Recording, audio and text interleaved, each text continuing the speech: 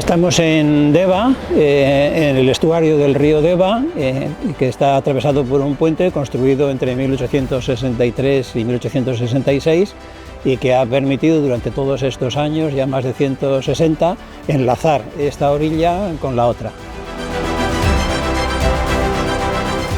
El puente sufrió una incidencia el 5 de julio de 2018 cuando de forma inopinada, repentina, cedió, bajó cerca de 1 metro la pila segunda, empezando desde este lado, lo cual provocó casi la ruina de la estructura porque las dos bóvedas concurrentes se vieron arrastradas y el puente quedó, en fin, al borde de la ruina. Y la sociedad de Barra y los habitantes de enfrente, que aunque pertenecen a Motrico, pasaban a Deva diariamente, dejaron de hacerlo. Se declaró una obra de emergencia, figuraba como bien de interés cultural por una declaración del gobierno vasco, en la medida en que además es un hito en el camino de Santiago de Compostela, y la directriz marcada por el Departamento de Cultura de la Diputación, organismo del que dependía subsidiariamente la obra, era reconstruir tal y como era. Le dimos muchas vueltas a cómo acometer una obra tan singular, ¿no? Porque no teníamos ni nosotros experiencia previa ni teníamos ejemplos contemporáneos de cómo acometer los trabajos, cómo organizar, qué medios emplear y demás. Y el reto consistió primero en conocer cómo se hacían las cosas en el pasado.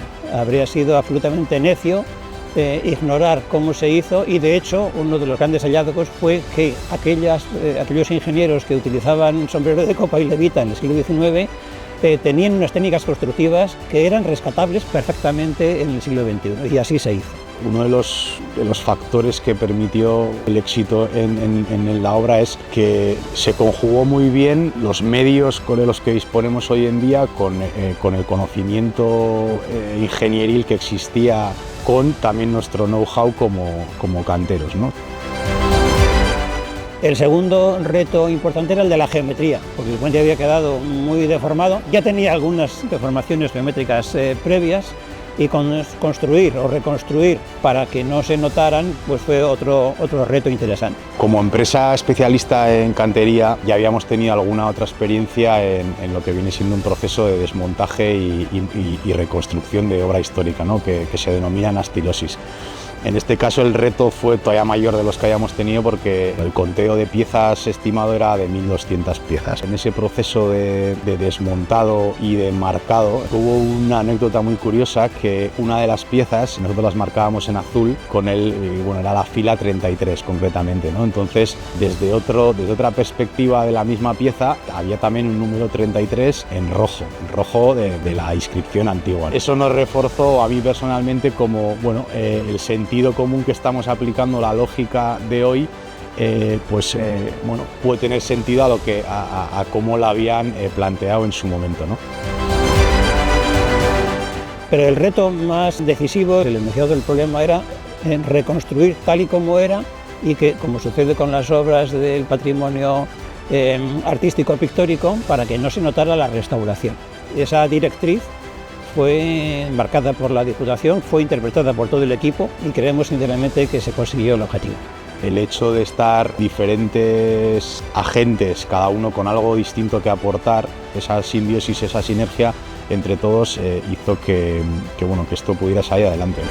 Cuando nos enteramos que el puente había sufrido este problema, pues ya vamos a decir que automáticamente nuestras mentes empiezan a pensar, y esto, cuando hay un problema, ¿cómo se soluciona? Nosotros somos especialistas en cimbras, queremos cimbrar un puente que está en un estado precario, pero claro, lo que tenemos debajo es una ría con mareas de 4 metros de carrera, un suelo que es blando. No podemos utilizar una cimbra convencional. ¿Cómo sostenemos un puente? Bueno, pues una de las opciones es, en vez de sostenerlo, colgarlo de una estructura.